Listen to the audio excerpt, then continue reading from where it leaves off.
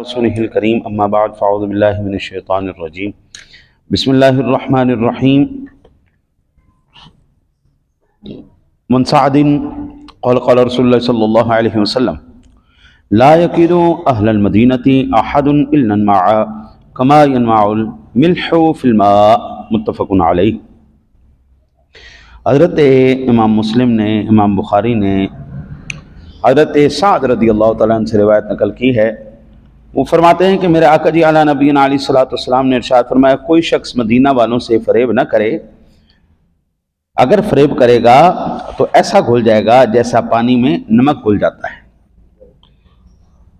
تاریخ انسانی کے اندر ہم نے یہ بات محسوس کی ہے کہ اہل مدینہ کو جس نے بھی ستایا ہے، اللہ تعالیٰ کی ذات نے ایسے بندے کا انجام اتنا خوفناک کیا ہے کہ رہتی دنیا تک وہ بندہ عبرت کا نشان بن گیا ہے۔ بالخصوص آپ دیکھیں، یزید پلید کا واقعہ حرہ ہے،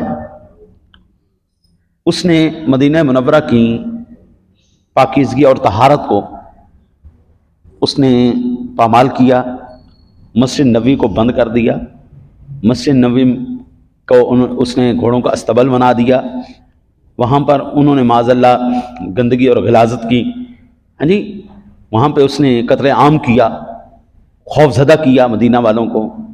تو اللہ تعالیٰ نے اس کو عبرت کا نشان بنا کر دیکھ اور سال میں مبتلا کر کے ایسی تپے دیکھ ہوگی، اس کو ایسی وہ اچھوت بیماری ہوگی کہ لوگ اسے گھن کھاتے تھے، ایسی اس کو بیماری، الٹیاں، موشن بیچ میں ہی نکلے جا رہے ہیں سب، اتنا گندا غلیظ ہو گیا کہ کوئی اس کے قریب نہیں جاتا تھا۔ جس حکومت کے لیے، جس راحت کے لیے اس نے حضور کے مدینے کو پامال کیا، اس کی عزت کو، اس کے احترام کو، اس کی پاکیزگی کو، اس کی طہارت کو پامال کیا۔ حضرت میرے سونے نبی کا مدینہ تو اسی طرح، میں تو اب یہ کہہ سکتا ہوں کہ میں اپنی آنکھوں سے دیکھ کے آیا ہوں، وہ اسی طرح آباد ہے، اسی طرح خوشبودار ہے، اسی طرح پاکیزہ و معطر ہے۔ میں تو اب اپنی آنکھوں سے دیکھ کے آیا ہوں۔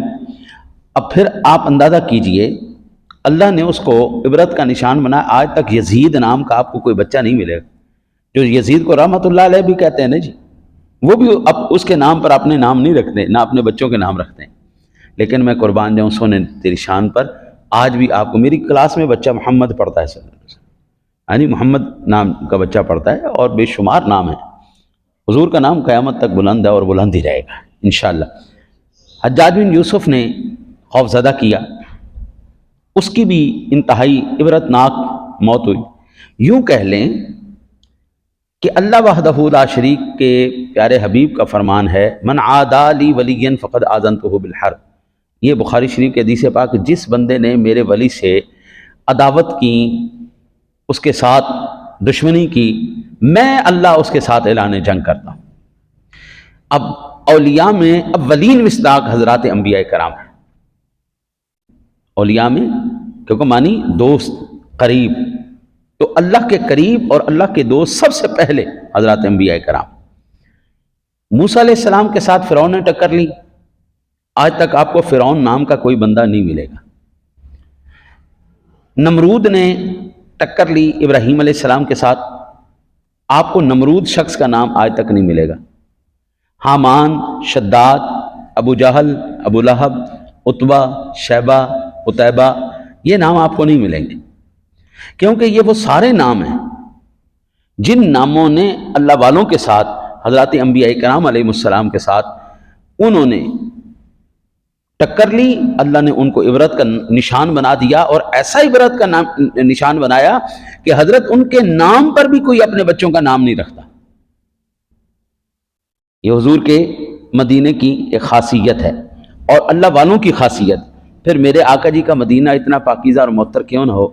صحابہ کرام علیہ رضوان، یہ میں اب گیا نا جی، تو میں نے احد پہاڑ پر جب حاضری دی، وہاں پر جہاں پر حضرات صحابہ کرام کے مزارات، بالخصوص حضرت سیدنا امیر حمزہ رضی اللہ تعالیٰ عنہ کا مزار مبارک ہے، تو پہاڑ کو ایسے لوگ لپٹ لپٹ کے روتے تھے،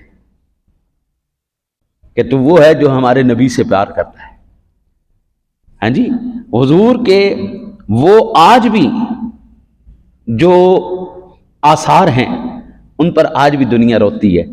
میں نے کتنے منظر دیکھے حضرت, میں جب بھی حاضری دیتا تھا مواجہ شریف کے آگے, ہاں جی, حضور کے روضے سے جب ہم گزرتے تھے صلاۃ السلام پیش کرتے ہوئے, تو کتنی آنکھیں نم تھیں, کتنی آنکھیں نم تھیں. کوئی ایسے اللہ اکبر اللہ اکبر. میں جب آ رہا تھا اور اس دن میرا بھی آخری سلام تھا, اور ایک حاجی ترکی کا تھا, وہ روضہ رسول کے جب سلام پیش کر کے آیا, جیسے ہی وہ دروازے سے باہر نکلا, ہوئے ہوئے ہوئے ہوئے اس بندے کا کوئی رونا تھا. وہ میں نے پھر پوچھا ماذا, کیا ہوا تجھے؟ اس نے کہا یار آج آخری دن ہے, آج میں جدا ہو رہا ہوں اس سن نبی سے. اللہ اکبر, اتنا رویا اتنا رویا, میں آپ کو کیا عرض کروں. میں نے پھر اس کو کہا, میں نے کہا اللہ کے بندے, تو یہاں پہ روضہ رسول پہ رو رہا ہے, چیخ رہا ہے, پکار رہا ہے, تو تیرا رونا حضور کو سکون تو نہیں دے رہا؟ تو یہاں پہ رہا ہے, اتنے دن رہا ہے, حضور نے تیری میزبانی کی ہے, تو نے کھایا پیا, تو شکریہ ادا کر کے جا. یا رسول اللہ آپ کا بہت بہت شکریہ, آپ نے میزبانی کی, آپ نے شرف سلام عطا فرمایا. یا رسول اللہ میں آپ سے بڑا خوش جا رہا ہوں, آپ کے مدینے سے خوش جا رہا ہوں, مجھے ایک دفعہ پھر اذن عطا فرمائیے, اس دفعہ سلام قبول فرمائیے, آگے اذن عطا فرمائیے. میں کہ اللہ کے بندے رو کے تو نبی کو پریشان کر کے جا رہا ہے. ہمارا تو الحمدللہ یہ عقیدہ اور نظریہ اور یہ سوچ ہے, تو زندہ ہے واللہ, تو زندہ ہے واللہ, میرے چشم عالم سے چھپ جانے والے, ہے نہیں, حضور تو سارا جانتے.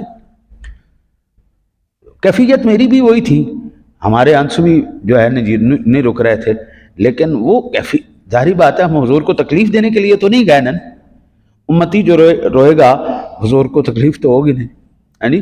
تو اس لیے میں نے پھر اسے عرض کی, میں نے کہا اللہ کے بندے تو شکریہ ادا کر, شکریہ ادا کر کے اور تو پھر اذن مانگ, یا رسول اللہ ایک دفعہ پھر اذن عطا فرماؤ, ہمیں دوبارہ بلاؤ اپنی بارگاہ میں, ہم آپ کے سامنے سلام پیش کر سکیں, بجائے اس کے کہ تو رو کے جا رہا ہے نہیں.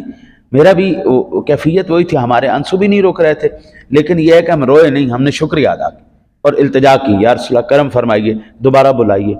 ایک دن بھی قبلہ وہ وہاں پر حضور کے شہر مبارک میں قریب قریب رہے سرکار کے روزے کے, ایک دن بھی اپنے پلے سے نہیں کھایا. حضور نے میزبانی کروائی. کبھی کسی نے کہا جی آپ کی دعوت ہماری طرف ہے, کبھی کسی نے کہا جناب آپ ہمارے سے ہم سے کھائیں جناب, کبھی کسی نے کہا آپ ہم سے کھائیں. میں سوچ نہیں سکتا تھا میرے نمازی وہاں پر دسترخوان لگاتے ہیں, انہوں نے میری کتنی زبردست ضیافت کی. تو جب آپ نے حضور کا کھایا تو پھر پریشان کر کے تو نہ جاؤ نا جی, شکریہ ادا کر کے جاؤ. الحمدللہ ہم ادب والے لوگ ہیں, ہم احترام والے لوگ ہیں, ہم عشق اور محبت والے لوگ ہیں. ہم وہاں پر حضور کی دل آزاری کے لیے نہیں جا رہے, ان سے التجا کرنے کے لیے, محبت کرنے کے لیے, سلام پیش کرنے کے لیے, ان سے دعا لینے کے لیے ہم وہاں پر جا رہے ہیں. اللہ تعالیٰ آپ کو مجھے حضور سرور دو عالم صلی اللہ علیہ وسلم کے روضے کی حاضری بار بار نصیب فرمائے. اللہم